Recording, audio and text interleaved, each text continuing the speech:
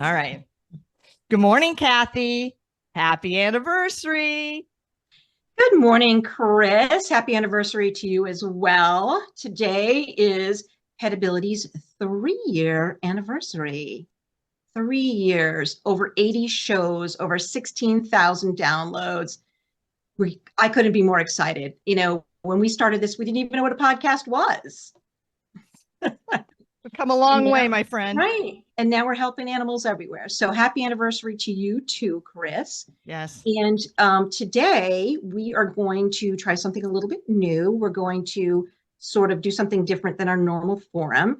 So today we're going to be talking to our new friend, Erin Scott of Believe in Dog podcast.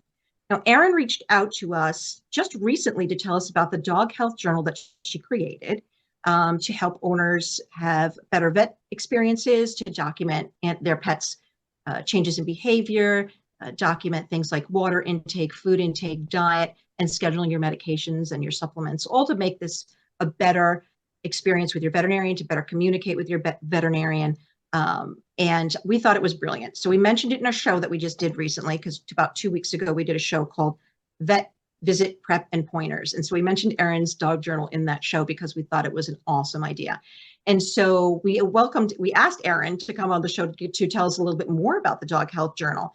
So why don't we welcome Erin Scott? We are going to have Erin tell us a little bit about what her inspiration was for starting the dog health journal.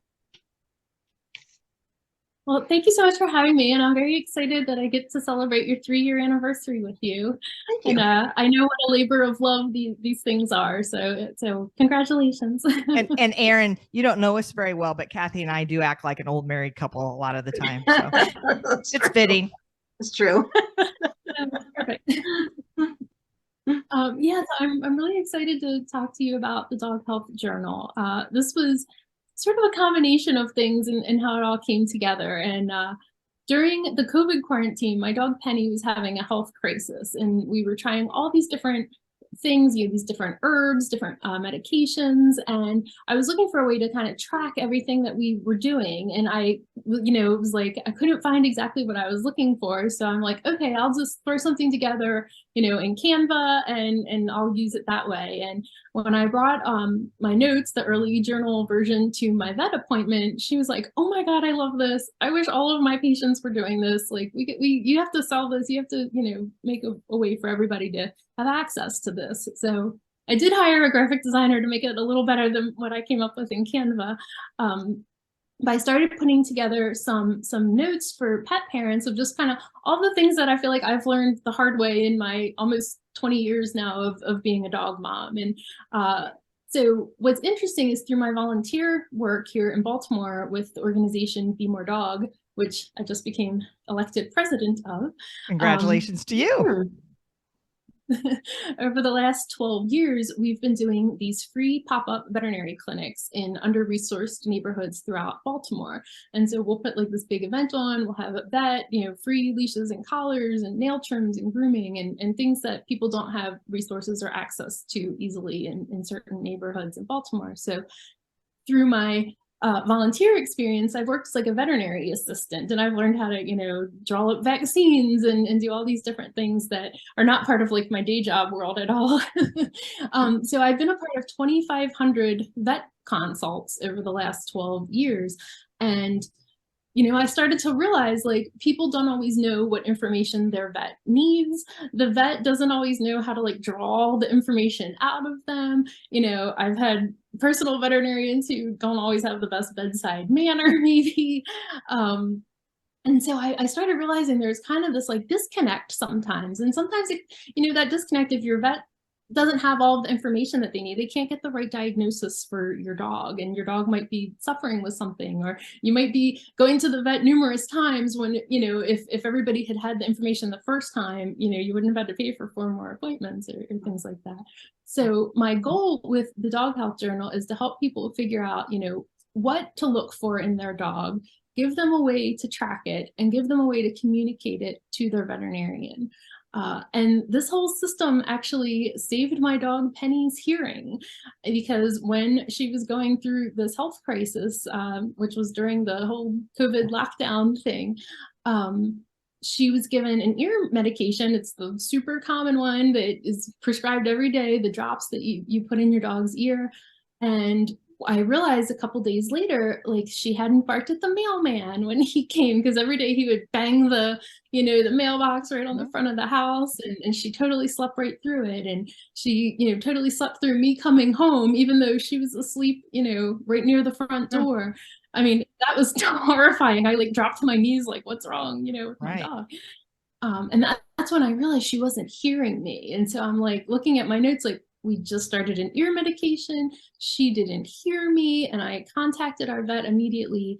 And we realized she was having an ototoxicity reaction. And that apparently can happen in like the tiniest percentage. Our vet had only seen it 4 times in 25 years. Wow. But because we caught it so quickly, eventually she did regain her hearing back.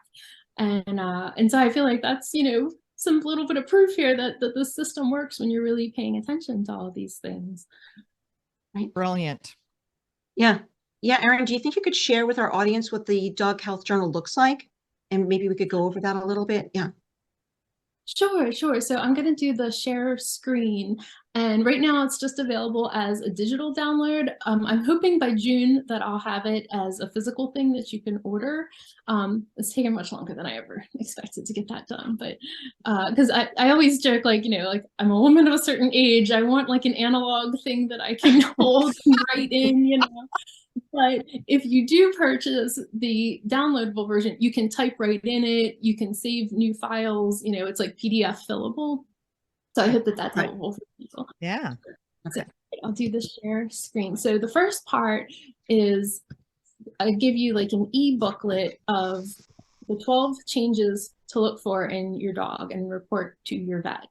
And I can scroll through this really quickly of just, things like skin changes. And I try to give some different tips that I've learned over the years, like taking photos of these things so that you can check like every day, every week, if there's a wound you're worried, is it getting worse? Is it getting better? Just taking photos and kind of keeping them all in a folder. And then you can scroll through and see like, oh, this is getting smaller. Because, sometimes when you see your dog every day, you don't always notice those kinds of things. And, itching and scratching, and that can even, mean at their ears. And sometimes with dogs, they're biting at themselves, and that's, how they're trying to scratch. And, that's not something people do. So sometimes things get like a little bit lost in translation there.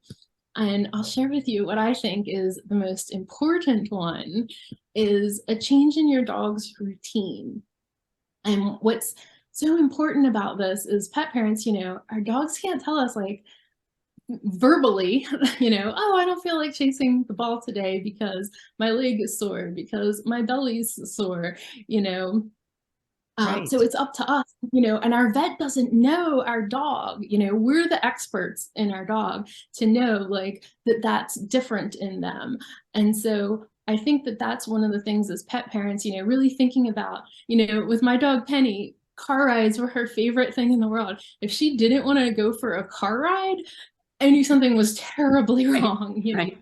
With my dog Nino, it's chasing the ball. Like he hates the car. He never wants to get in the car, but like if he only doesn't want to chase the ball, like something's wrong. But that's not something our vet would necessarily know to ask us because they don't know our dogs like that. So that's where I think, us keeping track of these things for ourselves is incredibly important information that our vet wouldn't know, to even ask us about. Right. And when you're putting it together with like, oh, and we just went through this with my dog Nino.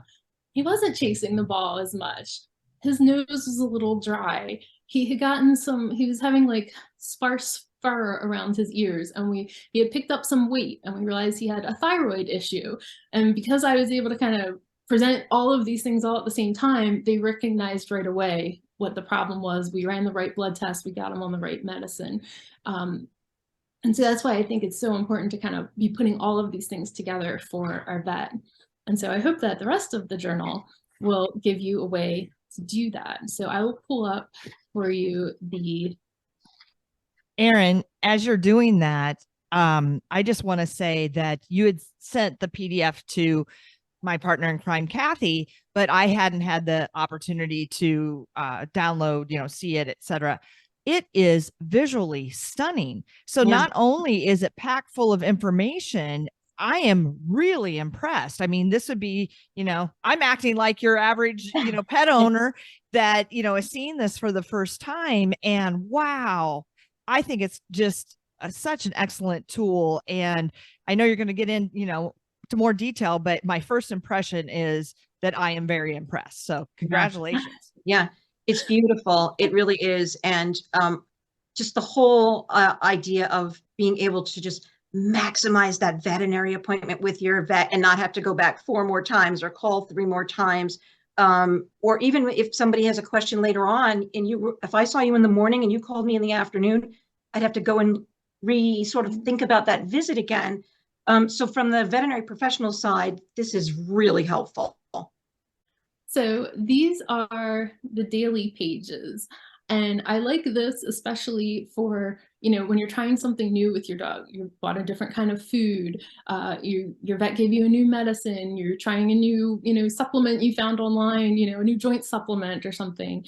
And this can give you a way to track it and track if you're seeing any results from it, whether it's positive or negative. And by the way, my graphic designer had the best time coming up with the different poops. It's probably not something a graphic designer gets to do every day. It's very accurate. It's very accurate.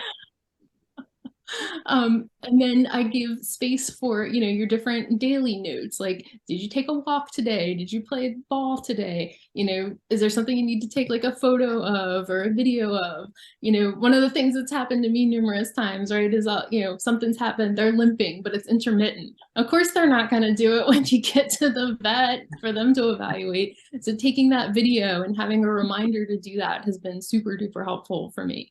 And I really created this with the mindset of, maybe somebody that has a senior dog, somebody who's going through something with their dog right now. And sometimes it's really hard and stressful. And, when you're trying to like find the right answers and you see that they're uncomfortable.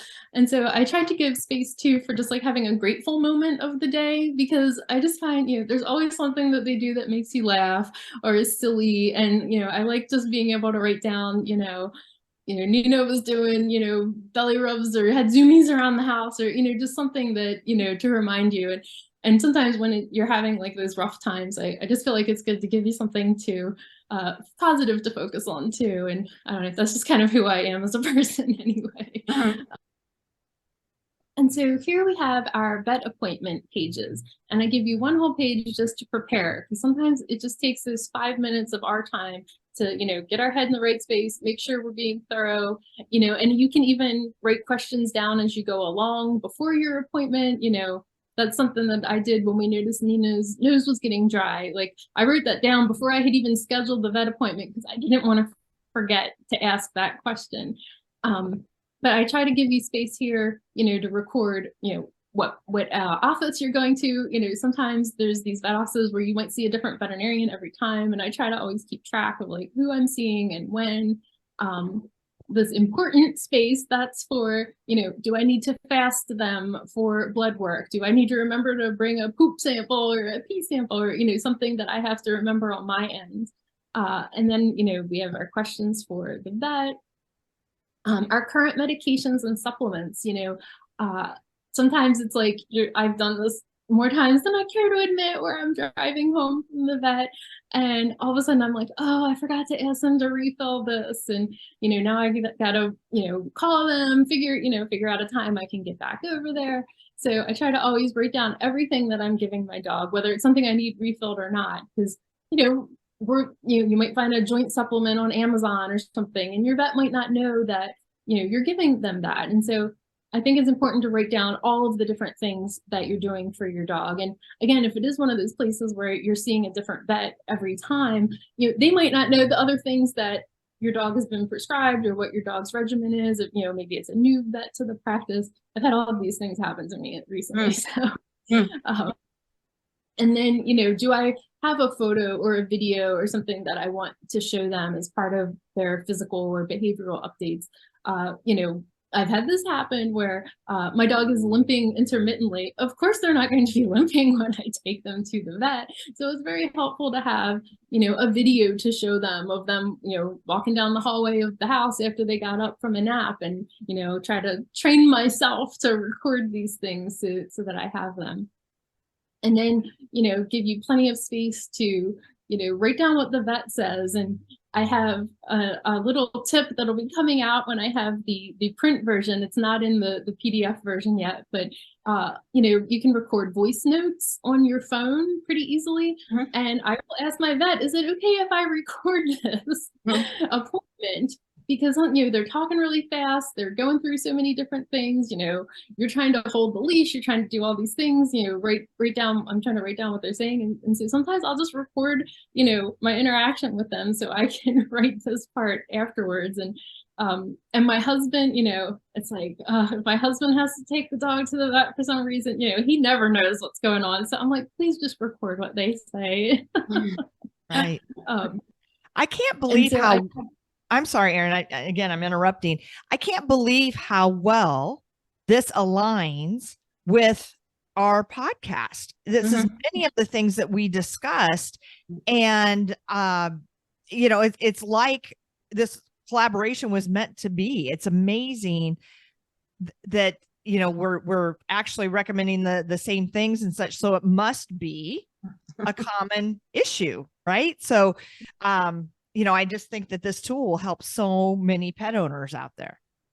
Very thorough. So. It's very thorough. Yeah. And Erin, one question I wanted to ask is, this is electronic, so people can download as many pages as they need at any time, correct?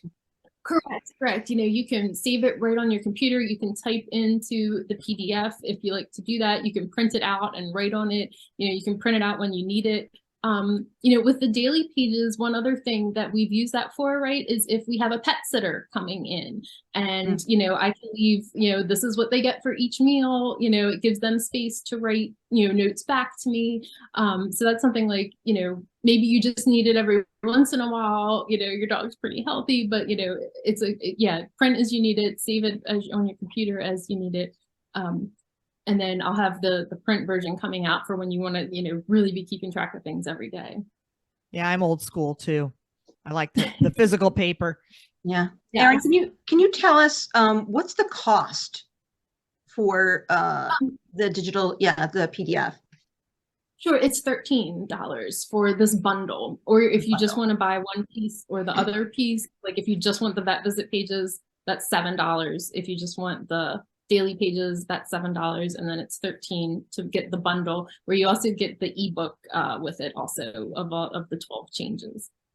The thing that is so important and I would like the audience to know, because a veterinary technician, that one of the most important things that we can do as vet professionals is get a good history on a patient. This is where my professional day job part of of this comes into play. So for the last 20-something years, I worked as a paralegal, and we deal with a lot of medical records. And so I basically spend a ton of my time, organizing people's medical histories, medical records through what I do. So this is kind of the system that I use at work to put together a medical history. And so this is kind of like putting everything together of, kind of giving yourself a timeline of, you can put symptoms in, you can put your vet visits in, because there's going to be a time when you're like, well, I know like 3 years ago we went to the vet for something, and I try to keep, a folder, like a file of all of their medical records. But, a lot of times when we go to the vet, all they give you is this printout of the charges. And so when I look back, I'm like, what did I spend $347 on in 2019? And this is a way that I can keep track of all of these things and give myself kind of like an at a glance history of like, oh, we went to the vet for that, we started limping, we did that.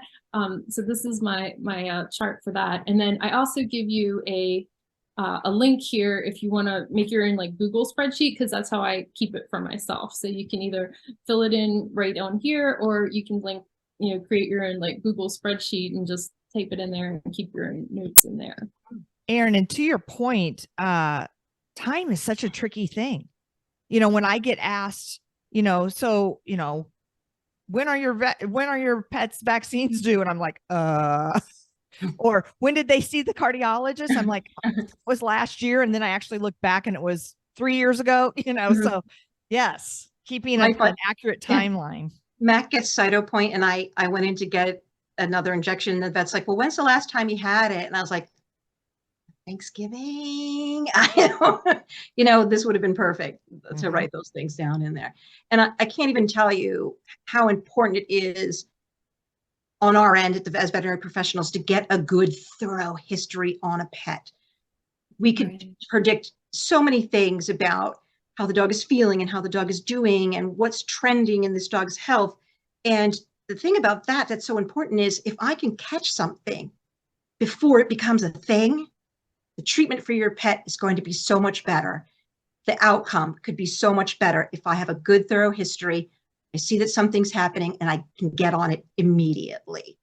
So this, like you said, with your dog's hearing, this could potentially head off a major illness or even for rehab, right, Chris? Even for us in rehab, oh sure, trending things like limping and things like that. It's important for us. And that last portion that you showed us, Erin, it's just like everything at a glance, right? It's so. I mean, I know now a lot of vets have electronic record keeping, but again, going through and scrolling, on a screen and trying to find something, let alone the old paper versions. I mean, I can see why your vet, when you first presented this, was so excited.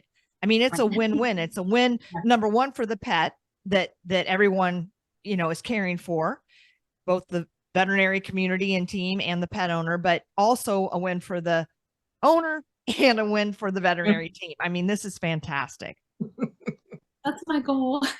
So how has this been received? Are you getting the word out there? Are people readily downloading? Is this a success for you? So, I mean, I can't quit my job yet, but so far so good. None of us can. This is what you call a passion project, right? Yeah. Yeah. You did a very thorough job. I'm very impressed, and I would highly recommend this to all of our listeners. Chris and I also would probably, I think I see the benefit in this for our listeners who are also rehab patients, not just your patient who goes to the vet, but your patient who goes to canine rehabilitation. And I think it also could be spread, for other species. I think that you could probably do this for your cat and your bird and your rabbit. So I think that you could extrapolate those things for other animals as well. And this could very well head off a major illness for these dogs or cats or birds.